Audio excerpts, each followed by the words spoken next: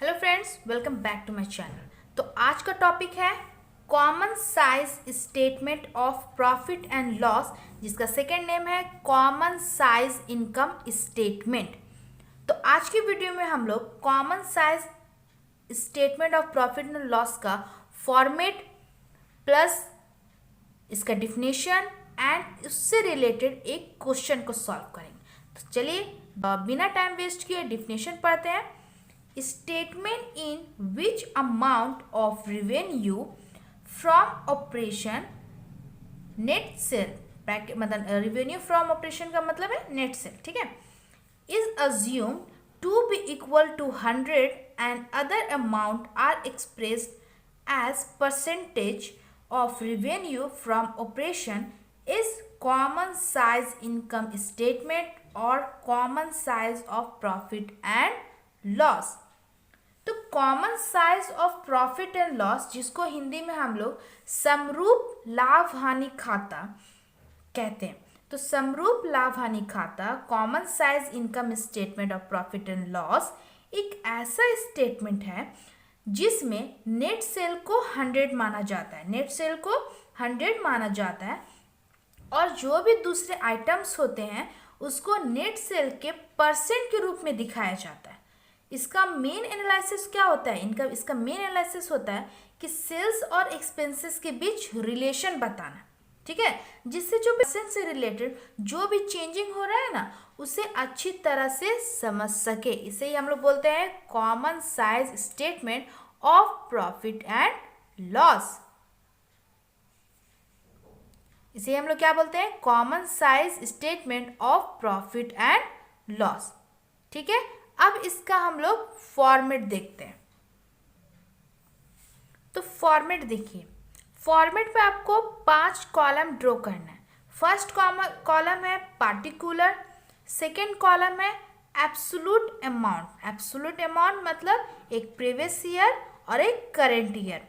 उसके बाद है percentage of revenue from operation या फिर नेट सेल। इसका भी 2 कॉलम, एक प्रीवियस ईयर परसेंट के रूप में, एक करेंट ईयर ये भी परसेंट के रूप में, ठीक है। चलिए देखिए, रेवेन्यू फ्रॉम ऑपरेशन फर्स्ट क्या जाएगा? Revenue from operation. सेकंड जाएगा अदर इनकम। ये दोनों को ऐड कर देना है तो क्या निकल जाएगा हमारा? Total income 1 + 2। 1 + 2 मतलब क्या दिखाया मैंने? ये दोनों को ऐड कर दिया है। उसके बाद फोर्थ जाएगा आपका, ये थर्ड था टोटल इनकम। उसके बाद फोर्थ जाएगा एक्सपेंसेस यानी कि खर्च। देखिए इस एक्सपेंसेस के अंदर क्या क्या आइटम्स आएंगे? Cost of materials consumed. Second है purchase of stock in trade. Third जाएगा change in inventories of finish goods, work in progress and stock. इसका डी नंबर जाएगा employees benefit expenses, finance cost, depreciation, other expenses. और ये सारे expenses को हमने क्या करना है? ऐड कर लेना है। तो निकल गया टोटल एक्सपेंसेस, ठीक है। चलिए अब आगे देखिए,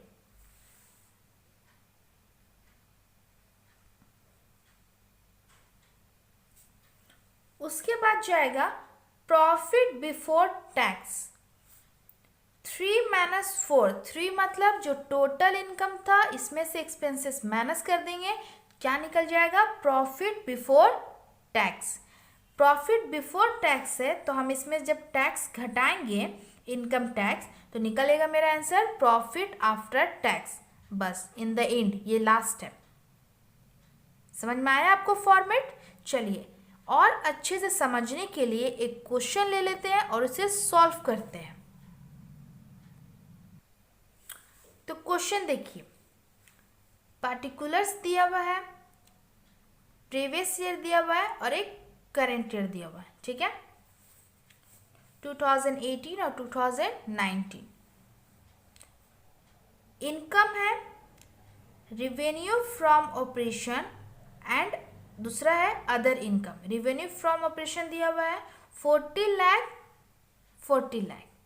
करंट प्रीवियस ईयर में 40 लाख है और करंट ईयर में भी 40 लाख है। अदर इनकम है 40,000, 44,000।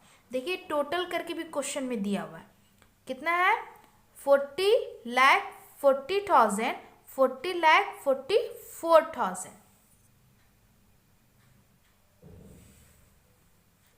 सेकेंड दिया हुआ है एक्सपेंसेस। एक्सपेंसेस के अंदर क्या दिया हुआ है, purchase of stock in trade 26 lakh, 28 lakh.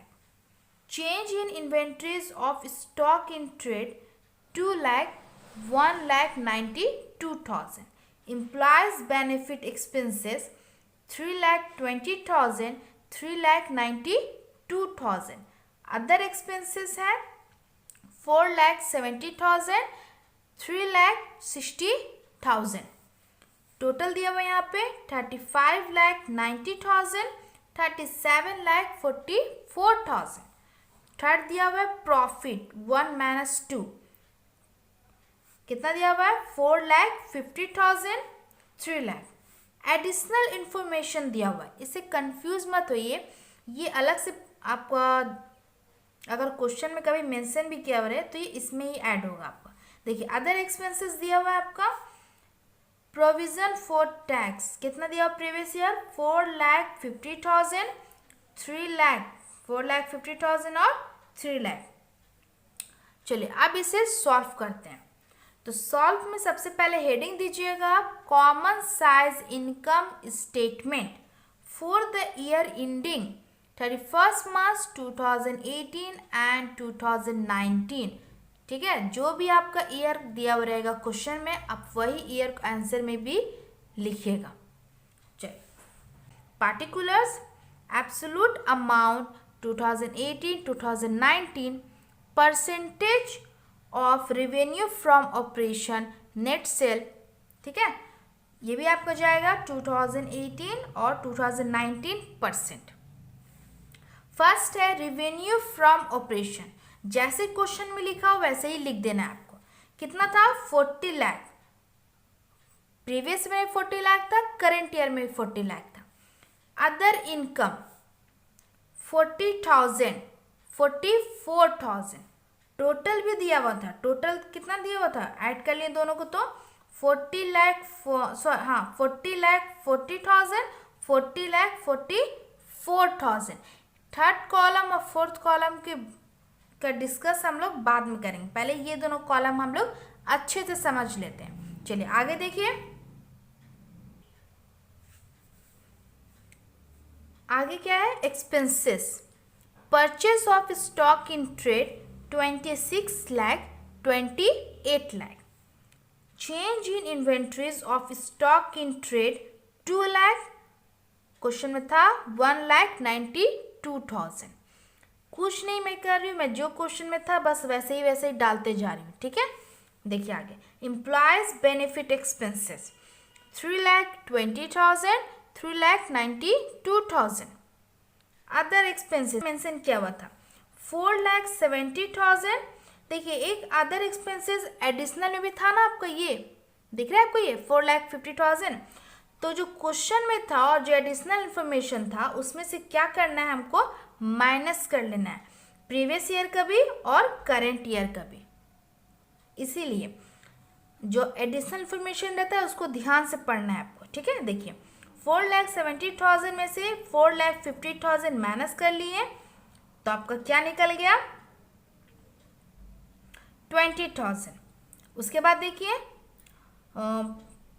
Current year कितना दिया हुआ था, अदर एक्सपेंसेस 3,60,000 और एडिशनल इंफॉर्मेशन कितना दिया हुआ था 3 लाख। तो ये इसमें से माइनस कर लिए तो आपका निकल गया कितना 60,000। ठीक है, 60,000 ये निकल गया आपका। तो टोटल एक्सपेंसेस कर लेंगे, सबको ऐड कर लेंगे तो आपका आंसर आएगा 31,40,000 और करंट ईयर का आएगा 34,44,000। चलिए उसके बाद बात करूँ मैं तो प्रॉफिट बिफोर टैक्स दिया हुआ था 3 - 4 करके, ये 3 बात कर रही हूँ मैं, ये 3 का और ये 4 का। तो टोटल रेवेन्यू में से एक्सपेंसेस माइनस कर लिए तो आपका क्या निकल गया 40,40,000 में से 31,40,000 माइनस कर लीजिएगा तो आपका आंसर निकलेगा कितना 9 लाख। ओके, चलिए अब आगे देखिए, 40,44,000 में से 34,44,000 माइनस कीजिएगा तो आपका आंसर निकलेगा 6 लाख। क्लियर है, समझ में आ रहा है आपको? चलिए अब आगे देखिए, एक और आपका इंफॉर्मेशन दिया हुआ था, प्रोविजन फॉर टैक्स था ना, प्रोविजन फॉर टैक्स। तो देखिए प्रोविजन फॉर टैक्सेशन कितना दिया हुआ था, 4,50,000। तो 4,50,000 क्या करना है हमको, माइनस करना है, माइनस कर लीजिए यहाँ पे आप। सेकेंड था 3 लाख, 3 लाख ये भी माइनस कर लिए हम, सब्ट्रैक्ट कर लीजिए। तो 4,50,000 और 6 लाख में से 3 लाख गया तो 3 लाख। क्लियर है, यहाँ तक समझ में आया आपको? ठीक है, अब आप सोच रहे हो कि ये वाला आइटम यहाँ पे भी सब्ट्रैक्ट किए, ये वाला आप यहाँ पे दिखाएं। तो देखिए अदर एक्सपेंसेस में आ रहा है, जब भी कभी एडिशनल इन्फॉर्मेशन रहे ना तो उसका 2 जगह यूज़ होता है। तो कैसे कैसे यूज़ करना है ये आपको देखना है। ठीक है, तो यहाँ 2 जगह हमने यूज़ कर लिया, एक्सपेंसेस दिया हुआ था आपका पहले से और एडिशनल था तो हम सब्ट्रैक्ट कर लिए उसमें से, और प्रोविज़न फॉर टैक्स के रूप में जो एक्सपेंसेस दिया हुआ था उसको हम क्या किए, प्रॉफिट बिफोर टैक्स से माइनस कर दिए। अब बात करते हैं ये थर्ड कॉलम की, ये ठीक है, तो थर्ड कॉलम के बारे में देखते हैं। तो देखिए इसका एक फार्मूला है, यहाँ पे आप देख रहे होंगे formula, absolute amount divide by sale, absolute amount divide by sale, इसको अच्छे से लर्न कर लेना, इनटू 100। तो नंबर 1 क्या था, 40 लाख, 40 लाख लिख दिया एब्सोल्यूट अमाउंट। ठीक है, नेट सेल, नेट सेल कितना दिया हुआ था आपका, ये भी 40 लाख था, 40 लाख लिख लिए इनटू 100। तो आप जब सॉल्व कीजिएगा तो आंसर क्या आएगा आपका, 100, यहाँ पे लिख दीजिए 100। तो देखिए सेकेंड वाला, तो ये 100 किसका निकला था, रेवेन्यू फ्रॉम ऑपरेशन का। तो हमेशा सेल एक ही रहेगा, ये चेंज होते रहेगा एब्सोल्यूट अमाउंट। तो अब हमने क्या निकाला, नेट सेल का निकाल लिया ना, अब हम निकालेंगे अदर इनकम का। तो अदर अभी हम प्रीवियस ईयर का निकाल रहे हैं, ठीक है, का ये 2018 का निकाल रहे, 2019 का नहीं। ठीक है, तो कंफ्यूज मत होइए, इस कॉलम को अभी भूल जाइए। अब यहाँ देखिए अदर इनकम 40,000 था, लिख लीजिए यहाँ पे 40,000। नेट सेल कितना था, 40 लाख, नीचे लिख लीजिए 40 लाख इंटू 100। जब इसे सॉल्व कीजिएगा तो आपका आंसर आएगा 1। क्या आंसर आएगा, 1। उसी तरह purchase of stock in trade, ये जाएगा ऊपर और इसके नीचे क्या जाएगा, ये नेट सेल 40 लाख, और सॉल्व जब कीजिएगा तो आपका आंसर आएगा 65। ठीक है, इसी तरह सारे प्रीवियस ईयर का निकाल लेना है, बेस एक ही रहेगा, इस फॉर्मूला बस आप पुट करते जाइए, सारा आंसर आपका निकल जाएगा। सेम काम करना है 2019 वाले ईयर में, सेम इसमें भी करना है आपको, इसे भी एक ही बेस रहेगा और नेट सेल एक ही बेस रहेगा आपका, बाकी से ये चेंज होते रहेगा। तो ये भी आपका परसेंटेज यहाँ पे सारा निकल जाएगा आपका। क्लियर है? तो चलिए, आई होप आपने इसे अच्छे से समझा होगा। फॉर्मेट को याद करने की ज़रूरत नहीं है, फॉर्मेट आपको आसानी से समझ में आ जाएगा जितनी बार आप क्वेश्चन को प्रैक्टिस कीजिएगा।